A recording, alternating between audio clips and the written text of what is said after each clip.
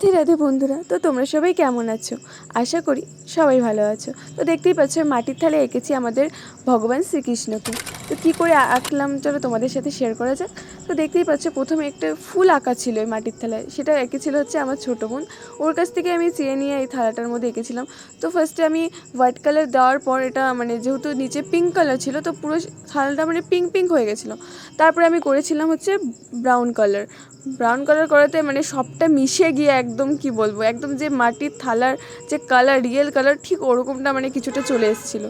তারপরে আমি পেন্সিল দিয়ে এঁকে দিলাম আমাদের ভগবান শ্রীকৃষ্ণকে।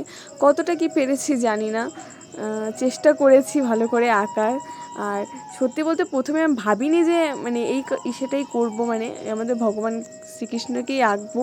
প্রথমে ভেবেছিলাম যে আমি কিছু কলকা ডিজাইন বানাবো, কিন্তু পরে মনে হলো যে না, আমি আমাদের গোবিন্দকেই আঁকি। তো তারপরে দেখতেই পাচ্ছ আমি ব্লু কালার করে নিচ্ছি। কালারটা মনে হচ্ছিলো বেশি ডিপ হয়ে গেছে। আসলে সত্যি বলতে আমি এর আগে কোনো দিনও ওয়াটার কালার করেছি অনেক ছোটোবেলায়, তারপর আর এইসব জিনিসের সময় দেওয়া হয়নি। তার জন্য আমার কিছু কীভাবে কোন কালার দিলে ভালো হয় আমি বুঝতেই পারিনি। তো যাই হোক, অনেকবার চেঞ্জ করেছি কালার করার পর। দেখতেই পাচ্ছি ফার্স্টে ছিল ডিপ, পরে আমি হালকা করে দিয়েছিলাম কালারটা। তারপরে আস্তে আস্তে সব কিছু এঁকেছি, কিছুটা ভুল করেছি, তারপরে সেটা শুধরে নিয়ে আবার করেছি। এরকমভাবেই পুরো কাজটা আমি করেছি। তাও শেষে গিয়ে আমার মনে হয়েছিল যে চোখগুলো একটু বেশি বড় করে ফেলেছিলাম, কিন্তু তাও আমার মনে হলো যে থাক, যেটুকু করেছি ওটুকুই আমি সন্তুষ্ট। যেহেতু খুব একটা আমি জানি না এইসব কীভাবে করতে হয়, কী কালার দিলে ভালো হয়, কতটা কী করলে ঠিক হবে, যেহেতু কেউ গাইড করারও ছিল না, তো নিজের মতো যেটুকটা পেরেছি আমি করেছি।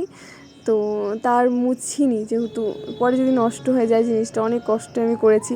আর একদিনের কাজ না, অনেকটা দিন ভরে অল্প সময় নিয়ে একদিন একটু করছি, আরেকদিন একটু করছি, এভাবেই পুরো কাজটা আমি কমপ্লিট করেছি। তো দেখো বেশিরভাগটা এখন হয়ে গেছে। তো তারপরে আমি শুধু বাকি ছিল হচ্ছে তিলক পরানো আর হচ্ছে ময়ূরের পালক কালার করা। তো সেটাই করতে বসে পড়েছিলাম। ময়ূরের পালকটা করতে গিয়ে একবার এই কালার একবার সেই কালার, তাও মনে হচ্ছিলো না ঠিক হচ্ছে না, কতবার কি করে তারপর অনেক কষ্টে মিলিয়েছিলাম। তো অবশ্যই সেটা কমপ্লিট হয়ে গেল। তারপরে সবার শেষে বাকি ছিল হচ্ছে তিলক পরানো। তো দেখো তিলকের যে কালারটা হয়, তো আমি ওটাই রাখার চেষ্টা করেছি, কারণ আমি সবাইকে দেখেছি, অনেক ভিডিওতেও দেখেছি সবাই হোয়াইট কালার করে বা একদম পুরোপুরি ইয়েলো কালার দিয়ে দেয়। তো আমার সেটার থেকে মনে হয়েছে যেটা আসল রিয়েল কালার যে তিলকের, ওটাই আমি রাখবো। তো দেখো ওটা রেখেছি। আর তারপরে কিনারগুলো ফাঁকা লাগছিলো দেখে কিনারগুলো একটু ডেকোরেট করে দিলাম ফুল টুল এঁকে। আর অবশ্যই গিয়ে দেখলাম কি আমি গলায় কিছু আঁকিনি, ঠাকুরের যে গহনা সেটাই আমি আঁকিনি। পরে লাস্টে আমি সেটা কমপ্লিট করেছি, এঁকেছি। তো এটা হচ্ছে আমার ফাইনাল রেজাল্ট। তো তোমাদের কেমন লাগলো অবশ্যই তোমরা কমেন্টে জানিও।